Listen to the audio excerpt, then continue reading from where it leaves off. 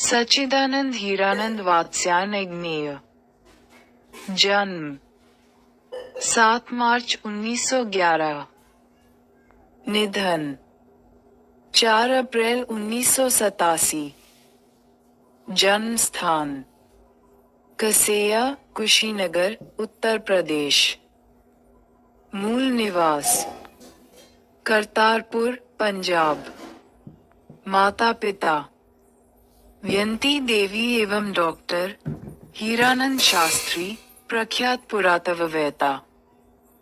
शिक्षा प्रारंभिक 4 साल लखनऊ में घर पर, मैट्रिक 1925 में पंजाब विश्वविद्यालय से, इंटर 1927 में मद्रास क्रिश्चियन कॉलेज से, B.Sc. 1929 Foreman college, Lahore, Punjab, वर्तमान पाकिस्तान, M.A. अंग्रेजी, पूर्वार्ध, लाहौर से। क्रांतिकारी आंदोलन में गिरफ्तार हो जाने से आगे पढ़ाई रुक गई। भाषा ज्ञान संस्कृत, अंग्रेजी, हिंदी के अतिरिक्त फारसी, तमिल आदि अनेक भाषाओं का ज्ञान था। व्यक्तित्व एवं स्वभाव सुंदर, लंबा, गठीला शरीर। सुरुचि, सुव्यवस्था एवं अनुशासन प्रियता। एकांत प्रिय अंतर्मुखी स्वभाव। गंभीर एवं चिंतनशील, मितभाषी। अपने मौन एवं मितभाषण के लिए प्रसिद्ध। पिताजी का तबादला होते रहने के कारण लखनऊ, कश्मीर, लाहौर, पटना, मद्रास आदि स्थानों पर उनके साथ रहने और परिभ्रमण का संस्कार बचपन में ही मिला। अभिरुचि बागवानी, पर्यटन, अध्ययन आदि के अलावा दर्जनों प्रकार के पेशेवर कार्यों में दक्षता। फोटोग्राफी, हस्तकला, शिल्प आदि में प्रवीणता। यूरोप, एशिया, अमेरिका सहित कई देशों की साहित्यिक यात्राएं। सम्मान एवं पुरस्कार साहित्य अकादमी, भारतीय ज्ञानपीठ, सुगा, युगोस्लाविया का अंतर्राष्ट्रीय स्वर्णमाल आदि पुरस्कार। देश विदेश के अनेक विश्वविद्यालयों में विजिटिंग प्रोफेसर के रूप में आमंत्रित। पत्रकारिता सैनिक, आगरा, विशाल भारत, कोलकाता, प्रतीक, प्रयाग, दिनमान, दिल्ली, नया प्रतीक, दिल्ली, नवभारत टाइम्स, नई दिल्ली, थॉट, वॉक, एवरीमेंस, अंग्रेजी में संपादन। कृतियां 10 वर्ष की अवस्था में कविता लिखनी शुरू की। लेखन हिंदी अंग्रेजी दोनों भाषाओं में। बचपन में खेलने के लिए इंद्र सभा नामक नाटक लिखा। घर में एक हस्तलिखित पत्रिका आनंद बंधु निकालते थे। 1924-25 में अंग्रेजी में एक उपन्यास लिखा था। 1924 में पहली कहानी इलाहाबाद की स्काउट पत्रिका सेवा में प्रकाशित। 1930 के बाद नियमित लेखन। विपत्का, जयदौल, ये तेरे प्रतिरूप, छोड़ा हुआ रास्ता, लौटती पगडंडियां आदि कहानी संकलन। शेखर एक जीवनी, प्रथम भाग 1941, द्वितीय भाग 1944, नदी के द्वीप 1952, अपने अपने अजनबी 1961, सभी उपन्यास। उत्तर प्रियदर्शी 1967 नाटक। भग्नदूत, चिंता, इत्यलम, हरी घास पर क्षण भर, बावरा आयरी, आंगन के पार द्वार, कितनी नावों में कितनी बार, सदानीरा, ऐसा कोई घर आपने देखा है आदि कविता संकलन। अरे यायावर रहेगा याद 1953, एक बूंद सहसा उछली 1961, यात्रा साहित्य। त्रिशंकु, आत्मरिपद, आलवाल, अद्यतन, भवंती, अंतरा, शाश्वती, संवत्सर आदि सभी निबंध। तार सप्तक 1943, दूसरा सप्तक 1951, तीसरा सप्तक 1959, चौथा सप्तक 1978, पुष्करिणी, रूपाम्बरा, नेहरू अभिनंदन ग्रंथ आदि सभी संपादित ग्रंथ। शरदचंद्र के श्रीकांत, जैनेन्द्र कुमार के त्यागपत्र तथा अपने उपन्यास अपने अपने अजनबी सहित अनेक कृतियों का अंग्रेजी अनुवाद। रवींद्रनाथ ठाकुर के गोरा का हिंदी अनुवाद। सच्चिदानंद हीरानंद वात्स्यायन अज्ञेय हिंदी के आधुनिक साहित्य में एक प्रमुख प्रतिभा थे। वे आधुनिक हिंदी साहित्य के एक प्रमुख कवि, कथाकार, विचारक एवं पत्रकार थे। साहित्य की अनेक विधाओं यात्रा साहित्य, आलोचना, डायरी आदि में भी उनका अवदान महत्वपूर्ण है। उन्होंने विशाल साहित्य की रचना की है जिसमें वस्तु, भाव, भाषा, शिल्प आदि के धरातल पर प्रयोगों और नवाचारों की बहुलता है। साहित्य में लेखन के अतिरिक्त संपादन, निर्देशन, अभिप्रेरण, परिसंवाद, भाषण आदि के द्वारा भी उन्होंने अपनी सर्जनात्मकता को विस्तार दिया है। उनमें युग का प्रतिनिधित्व करने वाली, सांगठनिक क्षमताओं से युक्त नेतृत्वकारी प्रतिभा और रचनात्मक कर्मठता थी। अज्ञेय का जीवन और साहित्य, जो घनिष्ठ रूप से परस्पर संपृक्त हैं, विशेष व्यक्तित्व से संपन्न एवं वैविध्यपूर्ण हैं। स्वाधीनता आंदोलन में उग्र और विद्रोही विचारधारा वाले एक क्रांतिकारी के रूप में उनकी भूमिका रही। कारावास और जेल यातनाएं भी उन्हें सहनी पड़ी। द्वितीय महायुद्ध के दौरान उन्होंने सेना में नौकरी की थी।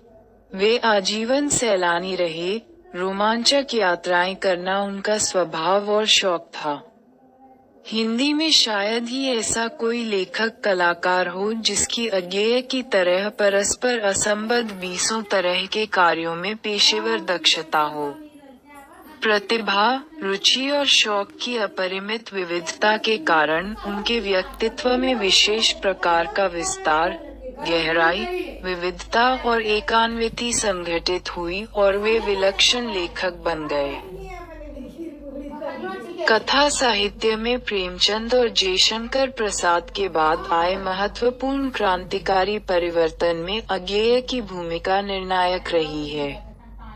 कहानी को महज किस्सा, आख्यान और इतिवृत्त के धरातल से ऊपर उठाकर एक कसे हुए, अंतर्गुफित कलात्मक रूप के तौर पर उभारने वालों में अज्ञेय अग्रणी रहे हैं। हिंदी कथा साहित्य में मनोवैज्ञानिक गहराई लाने का श्रेय जैनेन्द्र कुमार और अज्ञेय को दिया जाता है। इसके साथ ही बौद्धिकता, नैतिक वैचारिक सजगता और कलात्मकता भी अज्ञेय ने हिंदी कथा में जोड़ी। अज्ञेय ने हिंदी कहानी के भावी विकास का प्रारूप अपनी कहानियों द्वारा प्रस्तुत किया। बिना अज्ञेय के नई कहानी की कल्पना नहीं की जा सकती। अज्ञेय के द्वारा गैंग्रीन शीर्षक से 1934 में लिखी गई कहानी यहाँ प्रस्तुत है। बाद में इसका शीर्षक लेखक के द्वारा रोज कर दिया गया। ये प्रेमचंद के बाद की श्रेष्ठ हिंदी कहानियों में परिगणित होती है। वातावरण, परिस्थिति और उसके प्रभाव में ढलते हुए एक गृहिणी के चरित्र का मनोवैज्ञानिक उद्घाटन अत्यंत कलात्मक रीति से लेखक यहाँ प्रस्तुत करता है। डॉक्टर पति के काम पर चले जाने के बाद का सारा समय मालती को घर में एकाकी काटना होता है। उसका दुर्बल, बीमार और चिड़चिड़ा पुत्र हमेशा सोता रहता है या रोता रहता है। मालती उसकी देखभाल करती हुई सुबह से रात 11 बजे तक घर के कार्यों में अपने को व्यस्त रखती है। उसका जीवन ऊब और उदासी के बीच यंत्रवत चल रहा है। किसी तरह के मनोविनोद, उल्लास उसके जीवन में नहीं रह गए हैं। जैसे वह अपने जीवन का भार ढोने में ही घुल रही हो। प्रसंगवश मध्यवर्गीय भारतीय समाज में घरेलू स्त्री के जीवन और मनोदशा पर लेखक अपनी सहानुभूतिपूर्ण मानवीय दृष्टि केंद्रित करता है। कहानी के गर्भ से अनेक सामाजिक प्रश्न विचारोनेजक रूप में पैदा होते हैं। 66 रोज अज्ञेय की सर्वाधिक चर्चित कहानी है, क्योंकि इसमें संबंधों की वास्तविकता को एकांत वैयक्तिक अनुभूतियों से अलग ले जाकर सामाजिक संदर्भ में देखा गया है। मध्यवर्ग की पारिवारिक एकरसता को जितनी मार्मिकता से कहानी व्यक्त कर सकी है, वह उस युग की कहानियों में विरल है। विजय मोहन सिंह। रोज दोपहर में उस सूने आंगन में पैर रखते ही मुझे ऐसा जान पड़ा, मानो उस पर किसी शाप की छाया मंडरा रही हो। उसके वातावरण में कुछ ऐसा अकथ्य, अस्पृश्य, किंतु फिर भी बोझल और प्रकंपमय घना सा सन्नाटा फैल रहा था। मेरी आहट सुनते ही मालती बाहर निकली। मुझे देखकर, पहचानकर उसकी मुरझाई हुई मुख मुद्रा तनिक से मीठे विस्मय से जागी सी और फिर पूर्ववत हो गई। उसने कहा, आ जाओ, और बिना उत्तर की प्रतीक्षा किए भीतर की ओर चली। मैं भी उसके पीछे हो लिया। भीतर पहुंचकर मैंने पूछा, वे यहाँ नहीं हैं? अभी आए नहीं, दफ्तर में हैं। थोड़ी देर में आ जाएंगे। कोई 1:30-2 बजे आया करते हैं। कब के गए हुए हैं? सवेरे उठते ही चले जाते हैं। मैं कहकर पूछने को हुआ, और तुम इतनी देर क्या करती हो? पर फिर सोचा, आते ही एकाएक प्रश्न ठीक नहीं है। मैं कमरे के चारों ओर देखने लगा। मालती एक पंखा उठा लाई और मुझे हवा करने लगी। मैंने आपत्ति करते हुए कहा, नहीं, मुझे नहीं चाहिए। पर वह नहीं मानी, बोली, वाह, चाहिए कैसे नहीं, इतनी धूप में तो आए हो यहाँ। मैंने कहा, अच्छा, लाओ मुझे दे दो। वह शायद ना करने वाली थी, पर तभी दूसरे कमरे से शिशु के रोने की आवाज सुनकर उसने चुपचाप पंखा मुझे दे दिया और घुटने पर हाथ टेक कर एक थकी हुई करके उठी और भीतर चली गई। मैं उसके जाते हुए दुबले शरीर को देखकर सोचता रहा, ये क्या है घर में छाई हुई है? ये कैसी छाया सी इस? मालती मेरी दूर के रिश्ते की बहन है, किंतु उसे सखी कहना ही उचित है, क्योंकि हमारा परस्पर संबंध सख्य का ही रहा है। हम बचपन में इकट्ठे खेले हैं, इकट्ठे लड़े और पिटे हैं, और हमारी पढ़ाई भी बहुत सी इकट्ठे ही हुई थी। हमारे व्यवहार में सदा सख्य की स्वेच्छा और स्वच्छंदता रही है। वह कभी भ्रातृत्व के या बड़े छोटेपन के बंधनों में नहीं घिरा। मैं आज कोई 4 वर्ष बाद उसे देखने आया हूँ। जब मैंने उसे इससे पूर्व देखा था, तब वह लड़की ही थी। अब वह विवाहिता है, एक बच्चे की माँ भी है। इससे कोई परिवर्तन उसमें आया होगा, और यदि आया होगा तो क्या, यह मैंने अभी तक सोचा नहीं था, किंतु अब उसकी पीठ की ओर देखता हुआ मैं सोच रहा था, ये कैसी छाया इस घर पर छाई हुई है, और विशेषतया मालती पर। मालती बच्चे को लेकर लौट आई और फिर मुझसे कुछ दूर नीचे बिछी हुई दरी पर बैठ गई। मैंने अपनी कुर्सी घुमाकर कुछ उसकी ओर उन्मुख होकर पूछा, इसका नाम क्या है? मालती ने बच्चे की ओर देखते हुए उत्तर दिया, नाम तो कोई निश्चित नहीं किया, वैसे टिटी कहते हैं। मैंने उसे बुलाया, टिटी, टिटी आ जा, पर वह अपनी बड़ी बड़ी आंखों से मेरी ओर देखता हुआ अपनी माँ से चिपट गया और रुआंसा सा होकर कहने लगा, उहूं उहूं उहूं। मालती ने फिर उसकी ओर एक नजर देखा और फिर आंगन की ओर देखने लगी। काफी देर मौन रहा। थोड़ी देर तक तो वह मौन आकस्मिक ही था, जिसमें मैं प्रतीक्षा में था कि मालती कुछ पूछे, किंतु उसके बाद एकाएक मुझे ध्यान हुआ, मालती ने कोई बात ही नहीं की। ये भी नहीं पूछा कि मैं कैसा हूँ, कैसे आया हूँ। चुप बैठी है। क्या विवाह के 2 वर्ष में ही वह बीते दिन भूल गई? या अब मुझे दूर इस विशेष अंतर पर रखना चाहती है, क्योंकि वह निर्वाद स्वच्छंदता अब तो नहीं हो सकती, पर फिर भी ऐसा मौन जैसा अजनबी से भी नहीं होना चाहिए।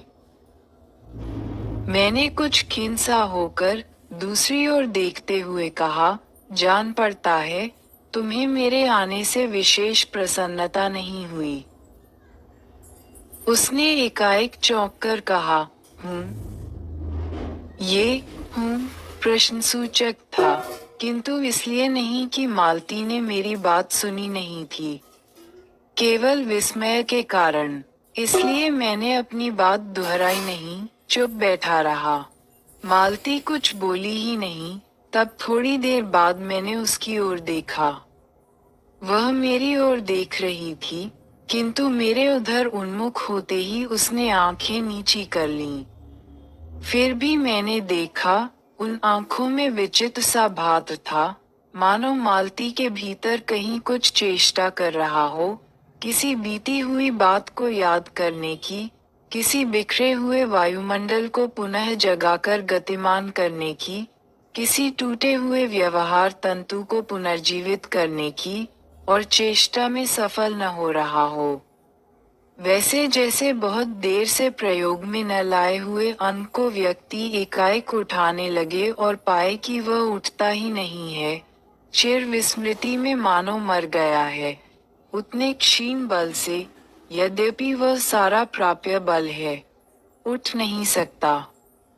मुझे ऐसा जान पड़ा, मानो किसी जीवित प्राणी के गले में किसी मृत जंतु का तोक डाल दिया गया हो, वह उसे उतारकर फेंकना चाहे, पर उतार न पाए। तभी किसी ने किवाड़ खटखटाए। मैंने मालती की ओर देखा, पर वह हिली नहीं। जब किवाड़ दूसरी बार खटखटाए गए, तब शिशु को अलग करके उठी और किवाड़ खोलने लगी। वे, यानी मालती के पति आए। मैंने उन्हें पहली बार देखा था, यद्यपि फोटो से उन्हें पहचानता था। परिचय हुआ। मालती खाना तैयार करने आंगन में चली गई, और हम दोनों भीतर बैठकर बातचीत करने लगे, उनकी नौकरी के बारे में, उनके जीवन के बारे में, उस स्थान के बारे में, और ऐसे अन्य विषयों के बारे में जो पहले परिचय पर उठा करते हैं, एक तरह का सुरक्षात्मक कवच बनकर। मालती के पति का नाम है महेश्वर।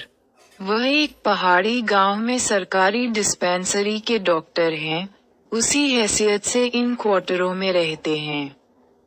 प्रातःकाल 7 बजे डिस्पेंसरी चले जाते हैं, और 1:30 या 2 बजे लौटते हैं। उसके बाद दोपहर भर छुट्टी रहती है, केवल शाम को 1-2 घंटे फिर चक्कर लगाने के लिए जाते हैं, डिस्पेंसरी के साथ छोटे से अस्पताल में रोगियों को देखने और अन्य जरूरी हिदायतें करने। उनका जीवन भी बिल्कुल एक निर्दिष्ट ढर्रे पर चलता है, नित्य वही काम, उसी प्रकार के मरीज, वही हिदायतें, वही नुस्खे, वही दवाइयाँ।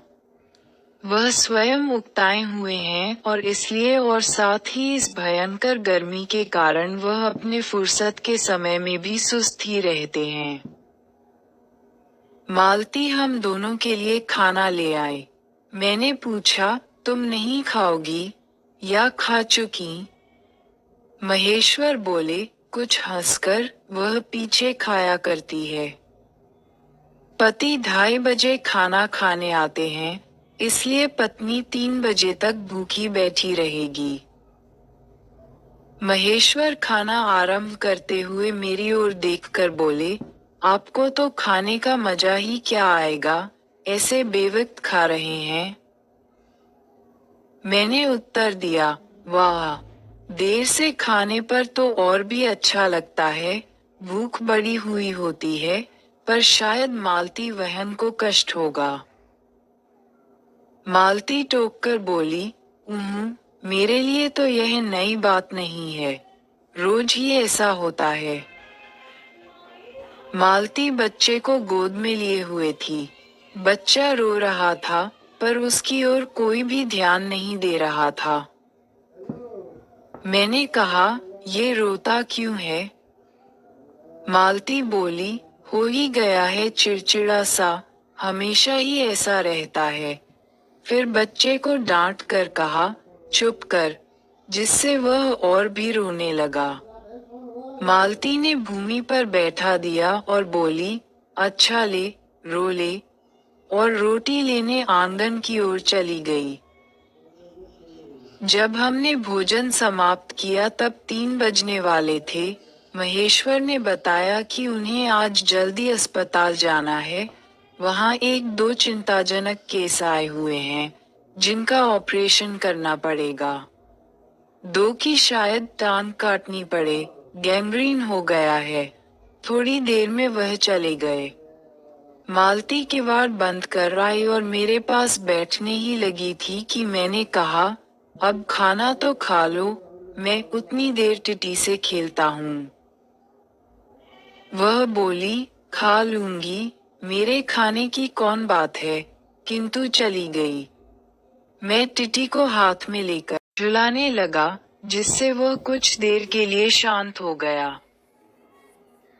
दूर, शायद अस्पताल में ही, 3 खड़के। एकाएक मैं बनका, मैंने सुना, मालती वहीं आंगन में बैठी अपने आप ही एक लंबी सी थकी हुई सांस के साथ कह रही है, 3 बज गए। मानो बड़ी तपस्या के बाद कोई कार्य संपन्न हो गया हो। थोड़ी ही देर में मालती फिर आ गई। मैंने पूछा, तुम्हारे लिए कुछ बचा भी था? सब कुछ तो बहुत था। हाँ, बहुत था, भाजी तो सारी मैं ही खा गया था, वहाँ बचा कुछ होगा नहीं, यूं ही रोब तो न जमाओ कि बहुत था, मैंने हंसकर कहा। मालती मानो किसी और विषय की बात कहती हुई बोली, यहाँ सब्जी वब्जी तो कुछ होती ही नहीं, कोई आता जाता है तो नीचे से मंगा लेते हैं, मुझे आए 15 दिन हुए हैं, जो सब्जी साथ लाए थे वही अभी बरती जा रही है। मैंने पूछा, नौकर कोई नहीं है? कोई ठीक मिला नहीं, शायद 2-1 दिन में हो जाए। बर्तन भी तुम ही मांजती हो? और कौन? कहकर मालती क्षण भर आंगन में जाकर लौट आई। मैंने पूछा, कहाँ गई थी? आज पानी ही नहीं है, बर्तन कैसे मजेंगे? क्यों, पानी को क्या हुआ? रोज ही होता है, कभी वक्त पर तो आता नहीं, आज शाम को 7 बजे आएगा, तब बर्तन मजेंगे। चलो, तुम्हें 7 बजे तक तो छुट्टी हुई, कहते हुए मैं मन ही मन सोचने लगा, अब इसे रात के 11 बजे तक काम करना पड़ेगा, छुट्टी क्या खाक हुई। यही उसने कहा। मेरे पास कोई उत्तर नहीं था, पर मेरी सहायता टिटी ने की। एकाएक फिर रोने लगा और मालती के पास जाने की चेष्टा करने लगा। मैंने उसे दे दिया। थोड़ी देर फिर मौन रहा। मैंने जेब से अपनी नोटबुक निकाली और पिछले दिनों के लिखे हुए नोट देखने लगा।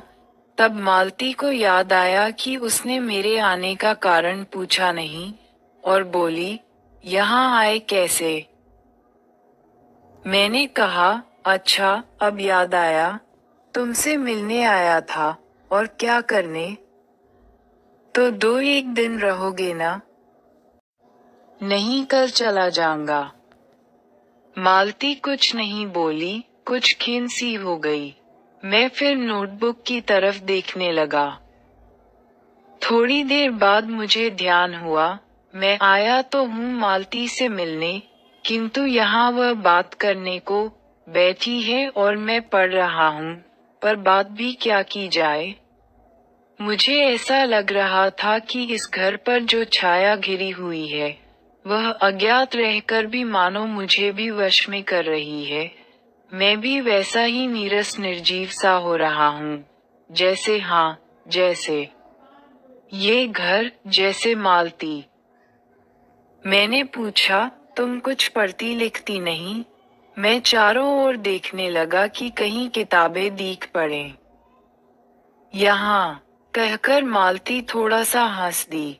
वह हंसी कह रही थी, यहाँ पढ़ने को है क्या? मैंने कहा, अच्छा, मैं वापस जाकर जरूर कुछ पुस्तकें भेजूंगा। और वार्तालाप फिर समाप्त हो गया। थोड़ी देर बाद मालती ने फिर पूछा, आए कैसे हो? लारी में? पैदल? इतनी दूर? बड़ी हिम्मत की। आखिर तुमसे मिलने आया हूँ। ऐसे ही आए हो? नहीं, कुली पीछे आ रहा है, सामान लेकर। मैंने सोचा, बिस्तरा ले चलूं। अच्छा किया, यहाँ तो बस। कहकर मालती चुप रह गई, फिर बोली, तब तुम थके होगे, लेट जाओ। नहीं, बिल्कुल नहीं थका। रहने भी दो, थके नहीं, भला थके हैं? और तुम क्या करोगी? मैं बर्तन मांज रखती हूँ। मैंने कहा, वाह, क्योंकि और कोई बात मुझे सूझी नहीं। थोड़ी देर में मालती उठी और चली गई, टिटी को साथ लेकर। तब मैं भी लेट गया और छत की ओर देखने लगा। मेरे विचारों के साथ आंगन से आती हुई बर्तनों के घिसने की खन खन ध्वनि मिलकर एक विचित्र एक स्वर उत्पन्न करने लगी, जिसके कारण मेरे अंग धीरे धीरे ढीले पड़ने लगे। मैं ऊँघने लगा। एकाएक वह एक स्वर टूट गया, मौन हो गया। इससे मेरी तंद्रा भी टूटी। मैं उस मौन में सुनने चार खड़क रहे थे और इसी का पहला घंटा सुनकर मालती रुक गई थी। वही 3 बजे वाली बात मैंने फिर देखी, अब की बार और उग्र रूप में। मैंने सुना, मालती एक बिल्कुल अनैच्छिक, अनुभूतिविहीन, नीरस, यंत्रवत, वह भी थके हुए यंत्र के से स्वर में कह रही है, 4 बज गए। मानो इस अनैच्छिक समय गिनने गिनने में ही उसका मशीन तुल्य जीवन बीतता हो, वैसे ही, जैसे मोटर का स्पीडोमीटर यंत्रवत फासला नापता जाता है, और यंत्रवत विश्रांत स्वर में कहता है, किससे? कि मैंने अपने अमित शून्यपद का इतना अंश तय कर लिया। न जाने कब, कैसे मुझे नींद आ गई। तब 6 कभी के बज चुके थे, जब किसी के आने की आहट से मेरी नींद खुली और मैंने देखा कि महेश्वर लौट आए हैं, और उनके साथ ही बिस्तर लिए हुए मेरा कुली।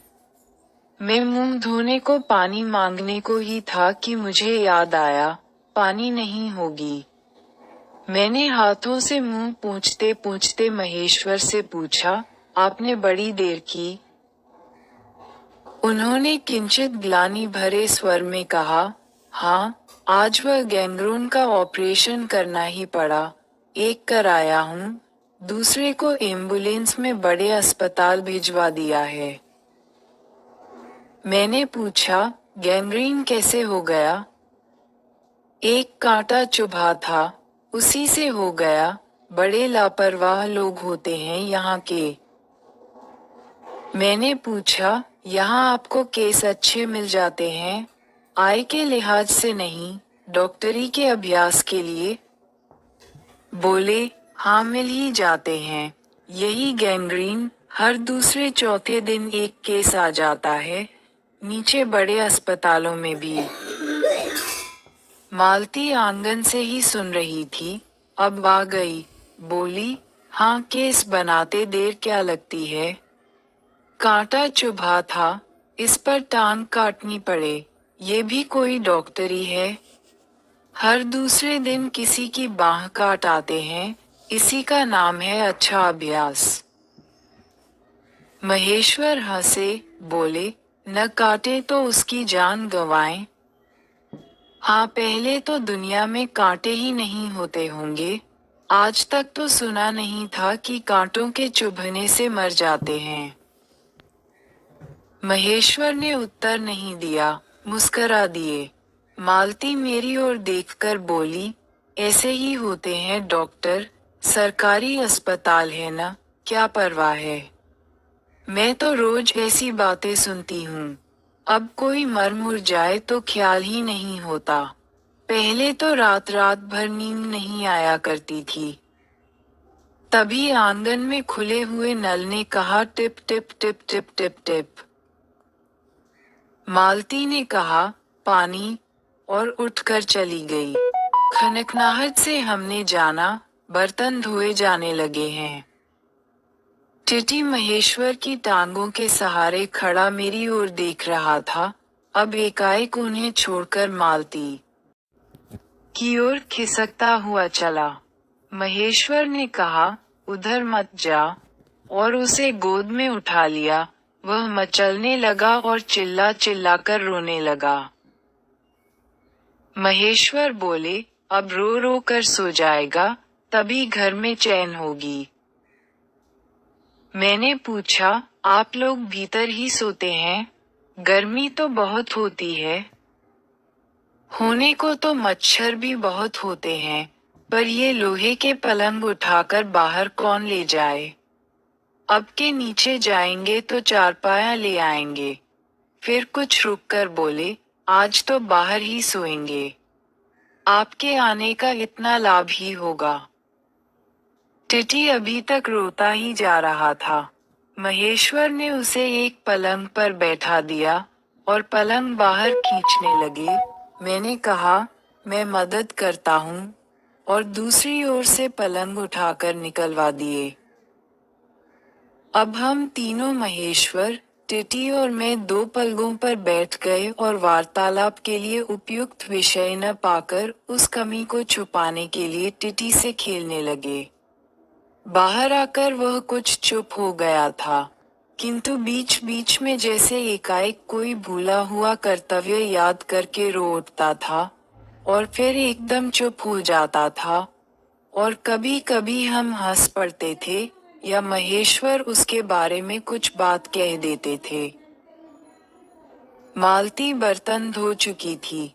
जब वह उन्हें लेकर आंगन के एक और रसोई के छप्पर की ओर चली, तब महेश्वर ने कहा, थोड़े से आम लाया हूँ, वह भी धो लेना। कहाँ हैं? अंगीठी पर रखे हैं, कागज में लिपटे हुए। मालती ने भीतर जाकर आम उठाए और अपने आंचल में डाल लिए। जिस कागज में वे लिपटे हुए थे, वह किसी पुराने अखबार का टुकड़ा था। मालती चलती चलती संध्या के उस क्षीण प्रकाश में उसी को पढ़ती जा रही थी। वह नल के पास जाकर खड़ी उसे पढ़ती रही। जब दोनों ओर पढ़ चुकी, तब एक लंबी सांस लेकर उसे फेंककर आम धोने लगी। मुझे एकाएक याद आया, बहुत दिनों की बात थी, जब हम अभी स्कूल में भर्ती हुए ही थे। जब हमारा सबसे बड़ा सुख, सबसे बड़ी विजय थी हाजिरी हो चुकने के बाद चोरी से क्लास से निकल भागना और स्कूल से कुछ दूरी पर आम के बगीचे में पेड़ों पर चढ़कर कच्ची अमियां तोड़ तोड़ खाना। मुझे याद आता, कभी जब मैं भाग आता और मालती नहीं आ पाती थी, तब मैं भी खिन मन लौटाया करता था। मालती कुछ नहीं पढ़ती थी, उसके माता पिता तंग थे।